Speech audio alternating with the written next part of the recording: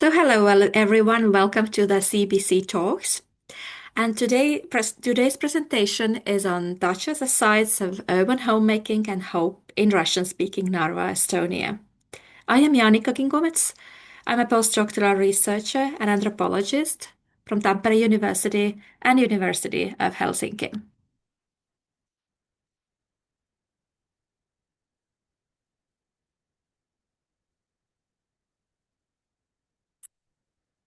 Today's presentation will be based on my PhD research project uh, which was called From Paradise to the Town of No Hope, Homemaking Among the Soviet-era Russian Speakers in Narva, Estonia. So in fact, since I started this research, there is quite a lot of time already, but I believe that the results are still relevant in today's world as well. So in 2010 and 11, I conducted almost a year-long ethnographic fieldwork in Narva. And then, after a long break, a follow-up research in 2018. And I also collected biographical interviews with 42 Russian-speaking Narvans.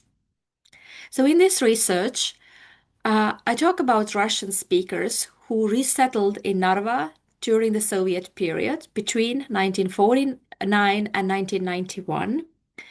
So they are the first generation migrants with migration experience themselves, and today they are mostly elderly people. The central analytical concept in my PhD was homemaking, and the main research question was that what constitutes the significant material, emotional, and symbolic structures associated with home and homeliness in the lives of Soviet-era Russian speakers in Narva, and also what practices, resources, and strategies are used to create and maintain them. So before we go to the topic itself, I say a few words about Narva, what kind of place it is. So the image you see on the screen is something you have most probably encountered in international media broadcasts.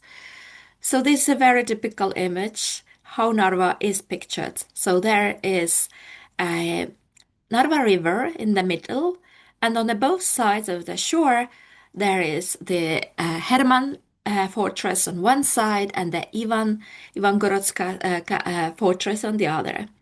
One uh, belonging to the Estonia, the other to Russian's hemisphere, and these two fortresses are connected, or the both two towns are connected by the bridge in the middle, where there is very active human movement, but also the vehicles are running across the bridge. So there is this very strong international border today, but it hasn't been always like that. So the before the Second World War, Narva was a predominantly Estonian-speaking town, but nevertheless it was quite multicultural. And when the heavy battles of the Second World War reached Narva, the whole population was evacuated, and after the war and the battles ended, the town was completely destroyed, and the local population basically didn't return. So the Soviet authorities needed to rebuild the town entirely and also repopulate it with new population. So there it became a site of a very intensive labor migration from the rest of the Soviet Union. After the Soviet collapse, um, uh, Narva has become envisioned as an Estonian periphery, even an Estonian Siberia, and mostly because of its Russian-speaking population, which um, reaches 96% of the whole population of what is today 62,000. And at the peak, at the end of the Soviet period, it was 89,000. So it has dropped by now for more than 30%. Um, and in Estonian perspective, Narva has become certainly a marginalized and stigmatized area. Then Russia has its continuing geopolitical interest in Narva. It claims to be in charge of protecting the rights of the Russian diaspora in Estonia. And since 2014, when there were the Crimean crisis, um, international journalists were visiting Narva and trying to depict Narva as if is Narva the next. So drawing some parallels between the Crimea and Narva, um, having a little idea that in fact they are two very different places. And of course, after the 2022, similar interests has been related to Narva. So, in any case, today we're talking about the post-industrial, post-Soviet town, and of course, it is also the cross-border town with Russia. So this is where is Narva located, biggest cities around being Tallinn and St. Petersburg. And when I started my research in Narva, I initially focused on this kind of urban center with mass housing, and I tried to understand what does homemaking look like in living environment like that. Then, somewhere in January, when I was already well into my research, I was visiting the Kuznetsov family, which I had befriended with, and it was after the Russian New Year, so I believe somewhere already in January. And I went to have a lunch with them, and I noticed that their kitchen windowsill, which is on the picture, has become a little plantation. So it was all covered with little plastic boxes filled with soil and seedlings, and some little plants were already growing. And they had these really high ceilings in the living room, and there a huge window. And there, Victor had built these kind of wooden structures with many layers, as if different shelves, and it was all packed with this kind of pots. And then we came to talk about that, yes, Irma, the wife, would spend the next 3 months or so taking care of these little plants until in April they can be then replanted in their dacha. And then I understood that actually um, the dacha season had already started in the apartment, and the the active dacha season from mid-April to somewhere until October, it took up almost 6 months of people's time and focus. And I realized that actually that is something really meaningful to Russian-speaking population in Narva. And after that, when I started to walk around in the city, I noticed how, from outside how the windowsills have become little plantations for many of the Narvans. So therefore, I have dedicated a whole chapter in my thesis on Dachas, and this is where the presentation actually is anchors today. The questions are that were interesting to me. They are what kinds of homes are made and how outside the Soviet and post-Soviet apartment blocks. What roles does the Dachas play in Narvan's homemaking? How has it changed over time? And how does practicing Dacha life bring together different scales of homemaking, such as the rural, urban, the translocal, and the transnational? And finally, how can Dachas be understood in terms of generating hope, in terms of uncertainty? So, a few words about Dacha. So, of course, its roots are in the Russian cultural context, and in a very simple way, it means a modest summer house with a gardening block. But Lowell and Caldwell and Bashmakov Ristolainen have specified that Dachas are sites of a specific kind of dwelling that incorporate gardening, caring, and recreational activities. And I think that this is exactly to the point, and this is the definition I refer to. So culturally, Caldwell has noted that the life in Dacha represents a fundamental quality of Russianness itself. So historically, Dachas were given, and that's important, they were given to loyal vassals of Tsar Peter the Great, and later they became summer retreats of the Russian aristocracy. It's very important that living the life in Dacha means being close to the nature, and it has this a deep, abiding, even spiritual appreciation of nature, as Caldwell mentions. Then, after the Bolshevik Revolution, Dachas were nationalized by the Soviet power, and they became used by leading communists. So you noticed that until that time, they were used by the higher classes, and they were not used by the workers as we perhaps today know them.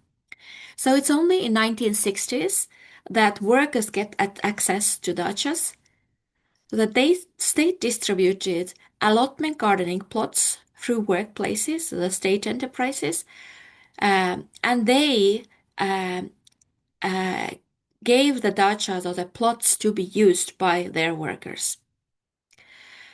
And dachas form gardening cooperatives, which are very often then related to certain departments or kind of fractions of a bigger industry. So people are pretty much originally they were pretty much related also in their gardening cooperative. Dachas were meant for growing fresh produce to complement food monotony and scarcity. And they have been also used as a mean of controlling workers' free time. So there was not much of this recreational dimension there originally. Then in post-Soviet times, dachas become to be known as sites which relate to survival after socialism. So during the 1990s reforms, deindustrialization and very severe socio-economic insecurity, there were unemployment, very low salaries, unpaid salaries, a lot of poverty. So dachas were secured the food production, and they became as a household strategy for many. And here, the material survival, human dignity, and sense of usefulness become related to the dacha life. So next, I'll tell a few words about the history of dacha in Narva. So altogether, there have been about 10,000 gardening plots and dachas, typically 600 square meters in size. So 10,000 is a huge number when we think that the population of Narva today is 62,000 about. So these dachas were distributed into about 50 different gardening cooperatives, and they were not meant for permanent living, but for temporary use and gardening works. And there were, of course, a very strict regulation regarding building a lodge. So whether a lodge can be built at all, it was like 40 square meters in size typically. And what was the size of the dacha, what functions it have. Also, there were no real conveniences.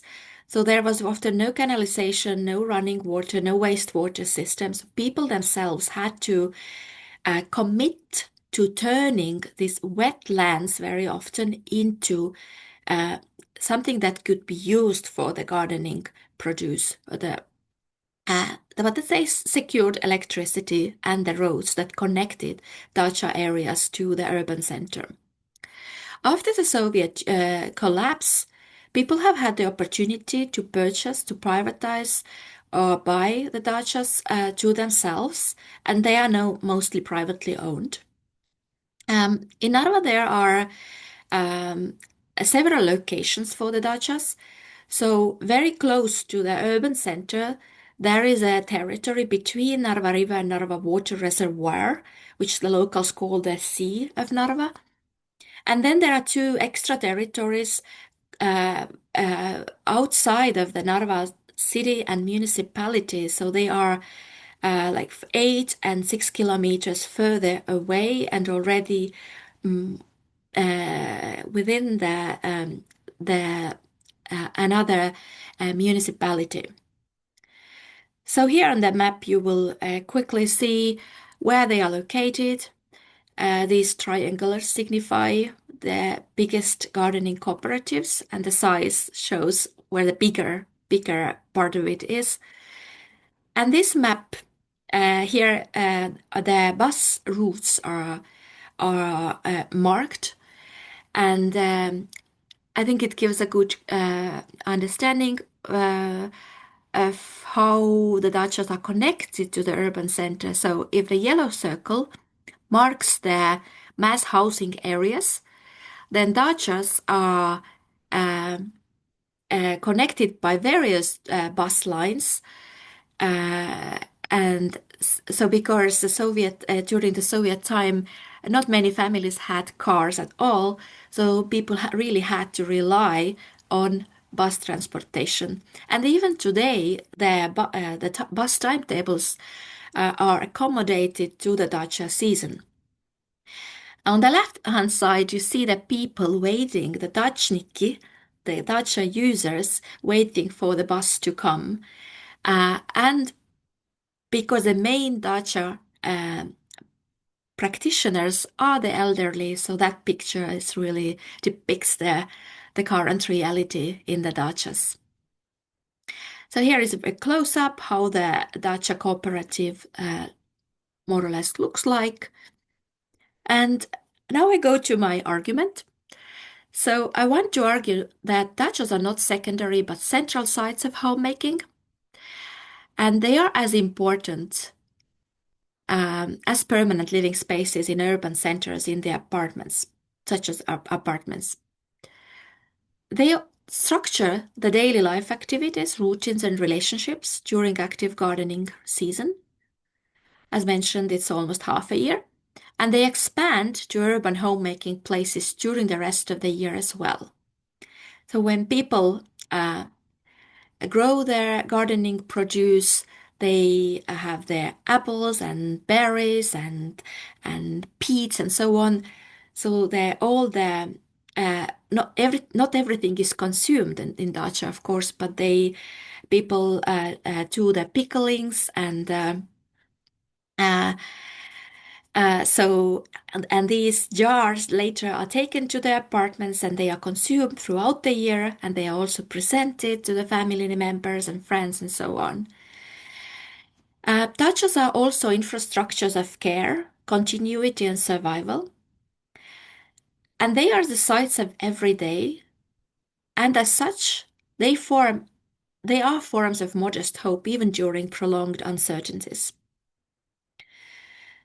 Homemaking in dachas unfolds across urban-rural, local-translocal, past-future axis, so these various dimensions have to be taken into account when we talk about dachas. So the way I have been looking at the life in dacha is through practice. And there are many different practices that are really important.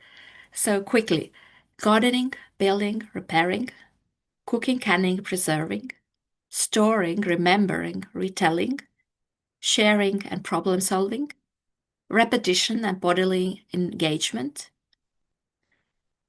and the understanding that dacha is never ready. So you always need to work there on something. And also, very importantly, that dachas are made through doing. So, doing, making is what matters. It's not the ownership alone. I will next show you pictures. Um,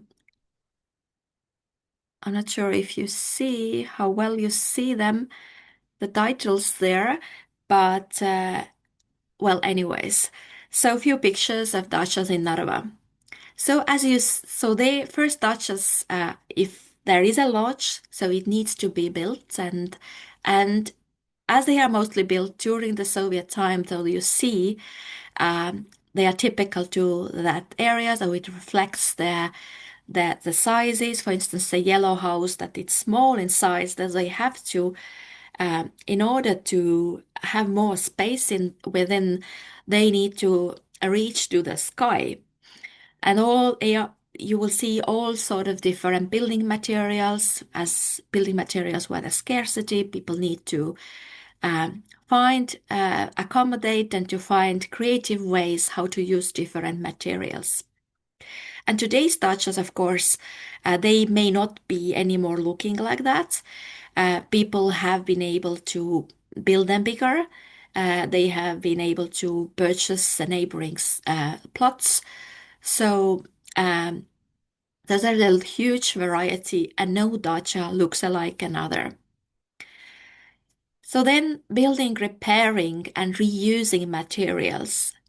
Um, so whatever is left in the apartment, it always finds its place in the dacha. It can be used for a different purpose.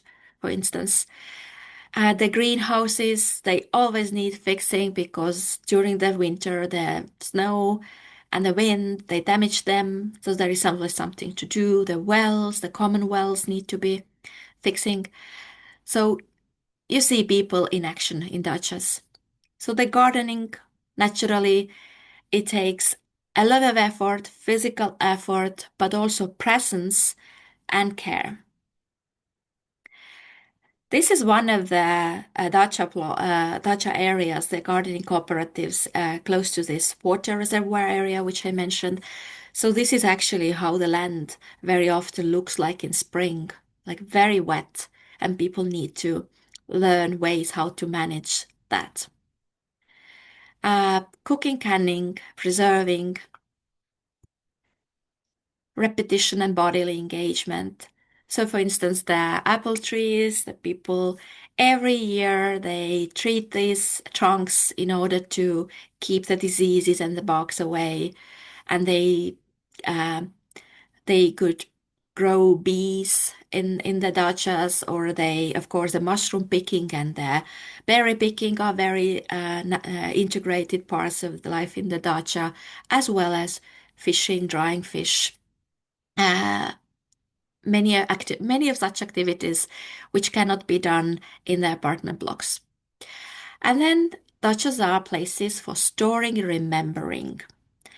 Uh, you very often see the old diplomas from the Soviet times, from the workers themselves and for their family, being stored there in the dachas, or the toys, or the furniture, anything.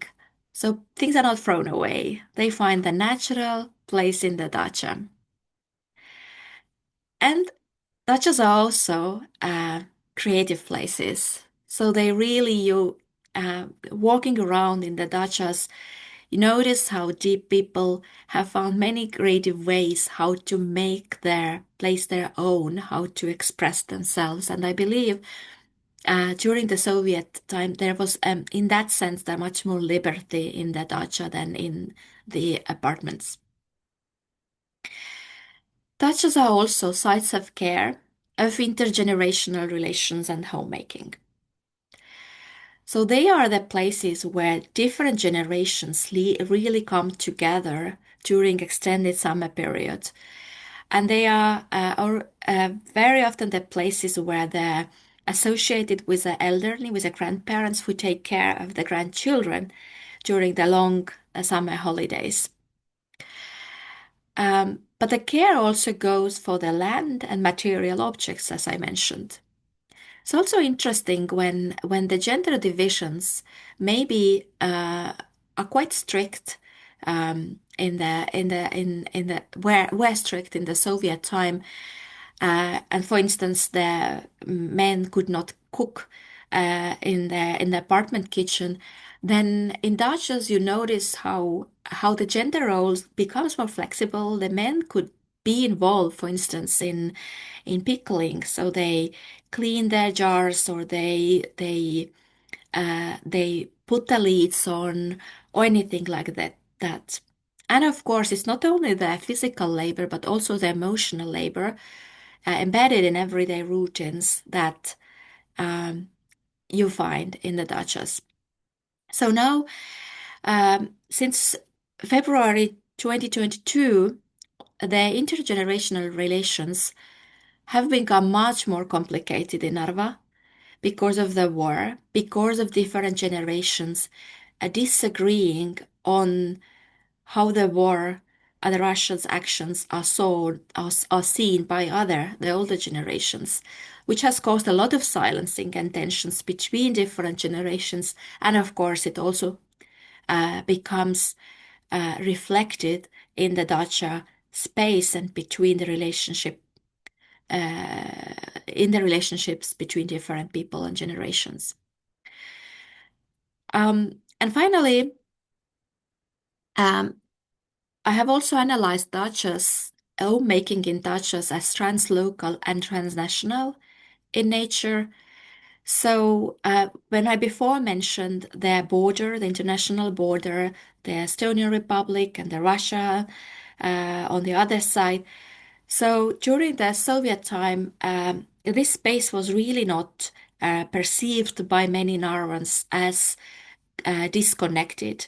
So they often perceived it as the same, and it was very much the case that different generations were living one on one side and the others on the other side of the Narva River.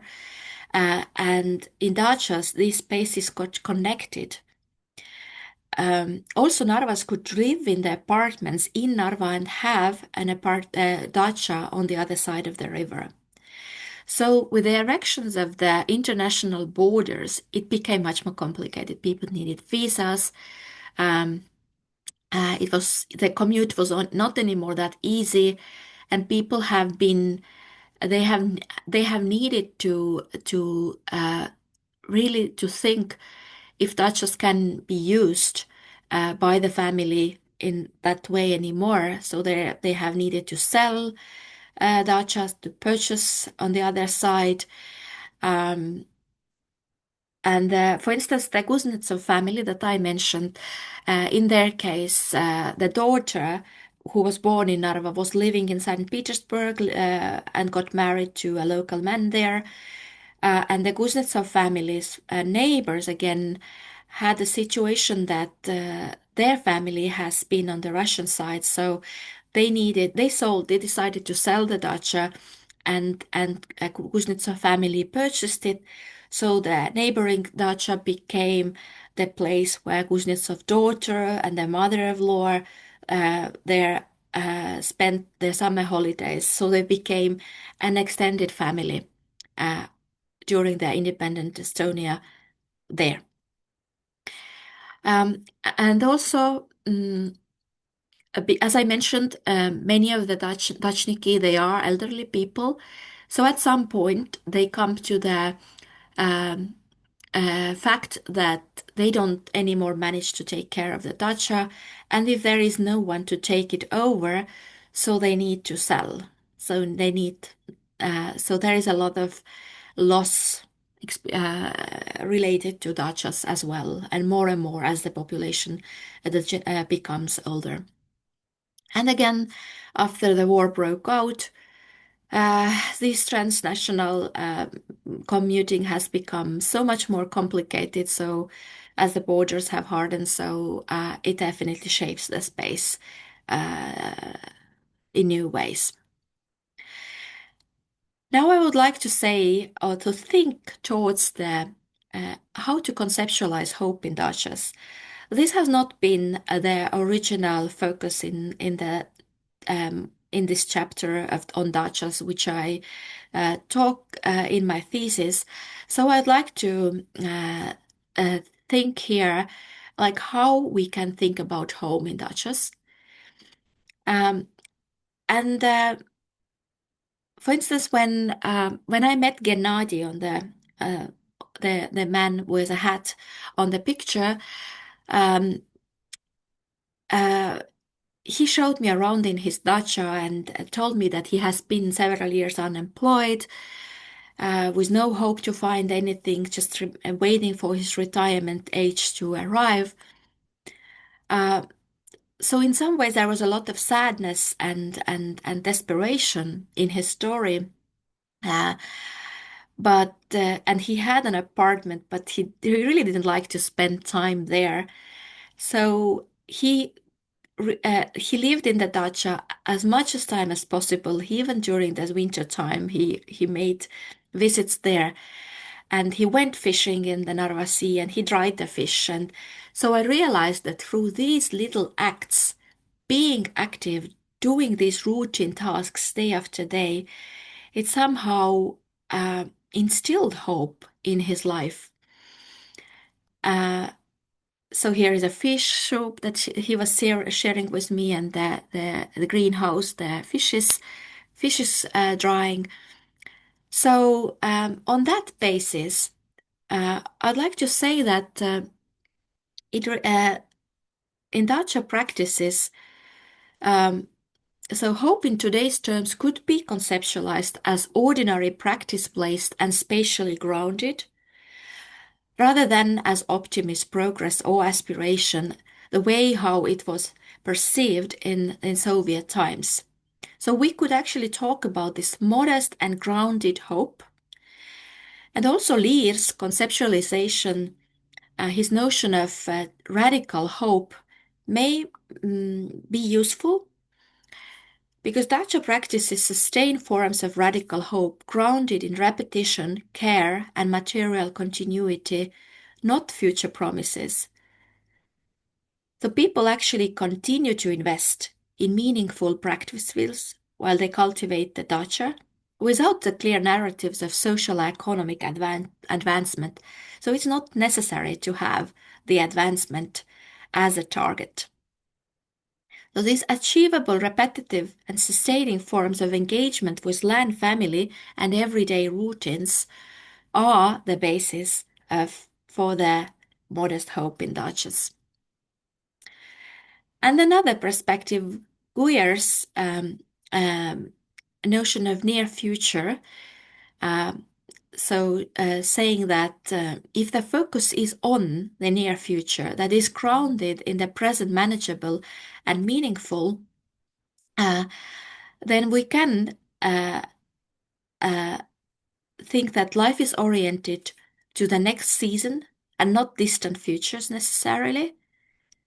And each growing season involves renewed investment despite unpredictable weather, the aging bodies, or uncertain futures.